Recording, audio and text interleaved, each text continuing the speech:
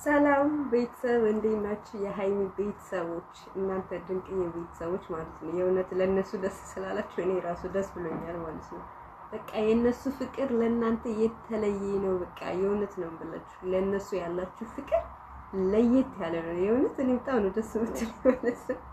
ለሃይሚና ለብሩክ ያላችሁ ፍቅር በቃ ምን ልበላችሁ በቃ እኔ ማለት እንደዚህ መግለጽ አልችልም ማለት ነው። ኮሜንት በተለይ ኮሜንት ሳነብ እንዴት ደስ እንደሚለኝ የምር በቃ አራት ልጆች ሳያስቡት አራት ልጆች በቃ ባንድ ያስታቀፋችኋቸው ያው እንዳፋችሁ ያድርግላችሁ እንዳፋችሁ ያድርግላቸው። እኔ ሌላ ምንም አልልም።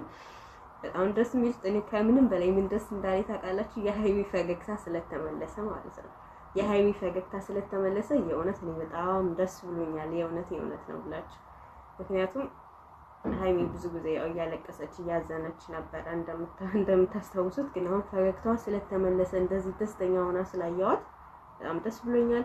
ሃይሚ ያው በተለይ ደግሞ ልብስ አለባበስሽን አስተካክሊ በሉና ኮሜንት ላይ ጻፉልኝ። እምብርቷን እያሳይሽ ምናምን ነገር ነው። ሃይሚ ነገር ያዋጣሽ አንቺ ሸፈንፈን ስትይ ነው የሚያምርብሽ ማለት ነው። እና መልካም ነገር የሰራ ሰው ሁሌም እንደዚህ ይታወሳል።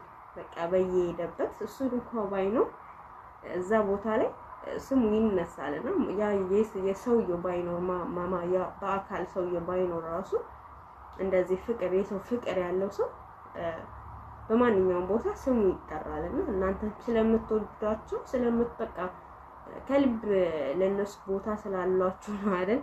ለመቅዶኒያ ይሄን ያልባራስ ልጆች ስም ምናምን ብላችሁ ያንን ነገር ያደረጋችሁት ማለት ነው። ያ ብሩኬም ደግሞ ለተመልካቹ በጣም ልዩ ፍቅር አለው እውነት ለመናገር ከዛም አንፃር ነው እኔ ደስ ብሎኛል። ከዚህም በላይ ይገባቸዋል። ከቲክቶክ ላይ ከዩቲዩብ ላይ አሪፍ የሚባሉ ልጆች ናቸው እንደኔ ማለት ነው። ምክንያቱም ስነ ስርዓት አላቸው፣ ለተመልካች ክብር አላቸው ምናምን ነገር እና በጣም ደስ ይላል። ኮሜንተሮች ደግሞ አራት ልጆች በቃ አንድ ኮሜንት አንብቤ በአራት ልጆች ስም ዩቲዩብ ይከፈት ምናምን የሚል ማለት ነው። ገና ሳይወለዱ ማለት